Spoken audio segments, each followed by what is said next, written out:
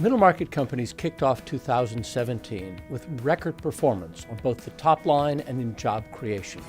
We'll look inside those numbers and see what they tell us and see what they foretell about the future. I'm Tom Stewart, the Executive Director of the National Center for the Middle Market at The Ohio State University Fisher College of Business, here to talk about the new Middle Market Indicator for the first quarter of 2017. The Middle Market Indicator, the MMI, is a pulse check for the 200,000 companies that comprise the U.S. middle market. Those are outfits with revenues between $10 million a year and $1 billion a year.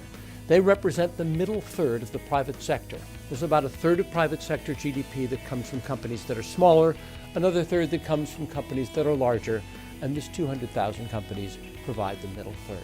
The first quarter data were collected in the first 2 weeks of March 2017, so they're very current.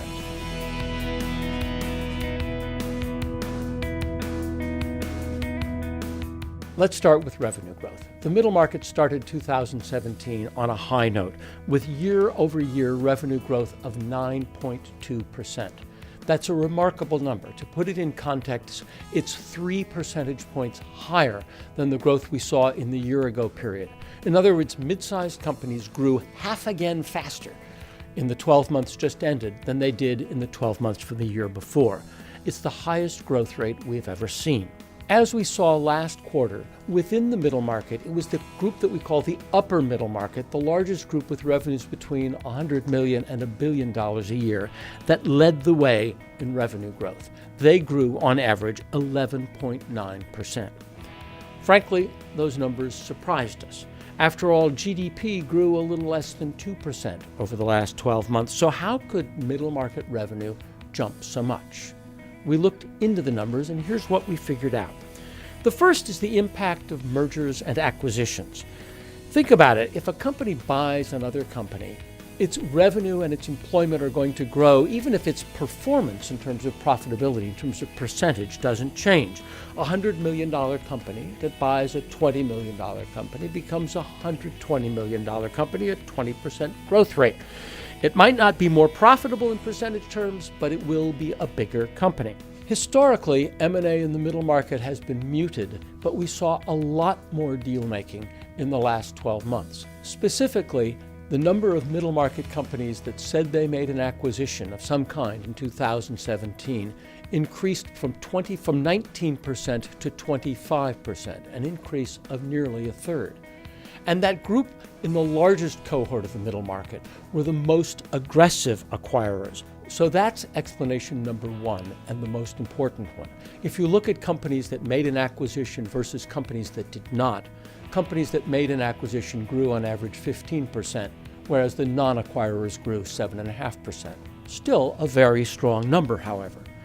So the second explanation for that outsized growth in the middle market in the last 12 months is the real boom in construction.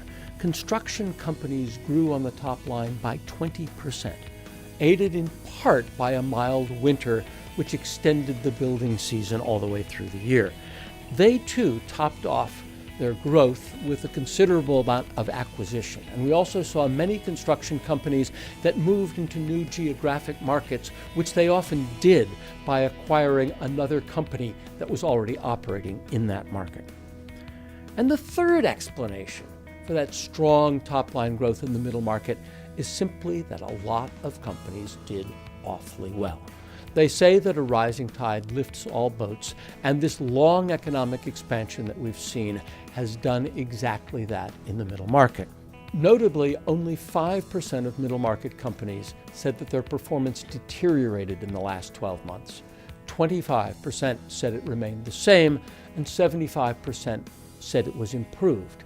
Now that compares to numbers from a year before, where 6% saw deterioration, 36% were unchanged, and 58% improved. So if you look into that, that means that 1 out of 9 middle market companies went from flat performance to improved performance. And that's a delta that by itself would jolt the numbers higher. As before, we find that the middle market is delivering the strongest growth numbers in the economy. But if you look at the economy-wide picture, you also see broad increases in top-line growth. The big companies in the S&P 500 grew 5.8%. in the year-ago period, which compares to actually negative growth a year before that. So the middle market continues to lead the way. We continue to see a lot of very strong top-line growth, and for the first time we see it specifically driven by a surge in merger and acquisition activity.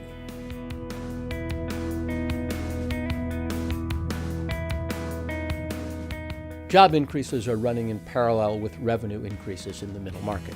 The first quarter 2017 middle market indicator documents very large increases in payroll, 7.5%, double the rate from the year before, and a record in our 5+ years of data collection. Once again, this growth is far higher than overall job market growth, demonstrating that the middle market is where you want to be to see growth and where you want to look if you're looking for a job. I said that job growth paralleled revenue growth, and that's certainly true in our top performing industry, which was construction, which we saw 20% revenue growth in and 16% employment growth. That was followed by financial services and the general services category, each of which increased payrolls at a 9% annual rate. Now, two industries saw a decline in the rate of job growth. They still added jobs, wholesale and retail trade, but the rate at which they added them slowed. 4.3% in wholesale, 4.2% in retail, each below what we saw in the quarter before. Retail's employment growth slowed quite a bit, from 5.7% to 4.2%. What's behind the declining job growth story in retail? Well, first of all, of course, is online sales. The Amazon effect and the effect of Amazon and other large online merchants has gutted the sales of not only middle market retailers, but large retailers like Macy's and JCPenney and Sears, and we've all seen the announcements of layoffs in those stores. Some of the effect is also seasonal. The holiday season is over, holiday seasonal workers have been let go. But there's a third effect, which is an ongoing change in the mix of how consumers are spending. Data from the St. Louis Federal Reserve Board documents that consumers are spending less of their money on things like flat-screen television sets and more of their money on experiences like hotels, travel, meals out, so on and so forth. So we're seeing a change in the retail or in the spending mix of consumers, and that is affecting retail employment and retail growth. If you look at retail employment, there's also an automation effect as kiosks replace cashiers in more and more stores. Retailers' hiring projections have ticked up a little bit from the last quarter, but they still remain relatively low as retail executives foresee a shrinking growth in their payrolls and a shrinking rate of increase in their sales as well. If you look at the middle market as a whole and all these jobs that have been added, are they good jobs? How good are the jobs that they've added? The numbers seem to document that they're pretty good jobs. 72% of the jobs added to payrolls are full-time positions. They're focused on positions in operations, marketing and sales, and automation. So they tend to be jobs oriented around the production of things or the selling of things, and of course with the growth in IT and new technology, rather than back office jobs or staff jobs. So they're focused on the revenue-facing side of the middle market, and it suggests that the jobs that are being added are jobs of pretty high quality. Mergers and acquisitions played a role in the job growth as much as they did in the revenue growth. Companies that made an acquisition in the last 12 months increased payrolls by 11.2%, which compares to 6.3% for non-acquiring companies. Again, as with revenue growth, the addition of a new group of people through acquisition does not necessarily mean you've got a more profitable company. It doesn't mean more revenue per employee. It simply means more employees working under the same umbrella.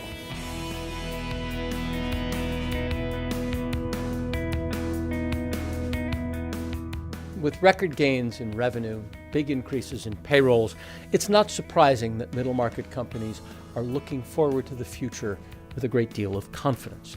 The middle market indicator for the first quarter of 2017 shows for the first time a confidence number of 90%.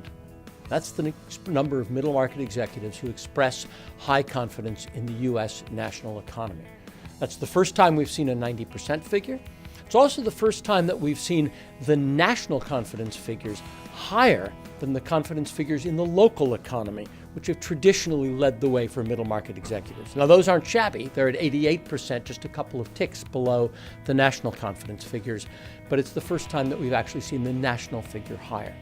Global confidence numbers also bumped up to 77%. Some of this high confidence may reflect the so-called Trump bump, because the middle market survey was done in the first 2 months of March 2017. But it's worth noting that this confidence comes after a full year of expansion in the middle market, and that the confidence numbers have increased, global, national, and local, every quarter for the last 12 months. Those overall confidence numbers square with another metric of sentiment that we collect, which is a short-term confidence index. It's a blend of expectations for the next 3 months for business climate, demand, and sales. That short-term index stands at 108, which is the highest number that we have seen. Executives seem to be willing to back up that optimism with some specific plans for actions. Last year, 47% of companies introduced a new product or service. This year, 51% say that they expect to. In the last 12 months, 36% expanded into new domestic markets. For the 12 months coming up, 45% expect to do domestic expansion. 20% added a new plant or facility in the 12 months just past. 34% plan to add one in the 12 months ahead. 31% expect to take on new debt to finance some of those expanded activities. That's a number that's up from 13% in the year before period. And that deal fever we noted when we were talking about revenue doesn't seem to be likely to be abating or going away. 25% of companies bought another outfit last year. 32% say it is likely or extremely likely that they will do so in the 12 months ahead. Now, these are plans and expectations, and plans gang agley and expectations change. But for now, as middle market companies look to the 12 months ahead, they look forward with a great deal of confidence. They look forward with war chests full from a very profitable last 12 months, and they look forward full of plans to continue the expansion that we've recently seen. Once again, the middle market is demonstrating that it is the growth plate, the most aggressive, the fastest growing part of the U.S. economy, and the point of the spear for U.S. competitiveness. There's more data from this middle market indicator and much more stuff about the U.S. middle market at our website, middlemarketcenter.org. There you will find all the background data for this middle market indicator, other data that are not actually in the published report, and you'll find special reports on topics such as cybersecurity, working capital management, talent management, and other issues of key importance to middle market executives. Again, the website is middlemarketcenter.org. For the National Center for the Middle Market, I'm Tom Stewart.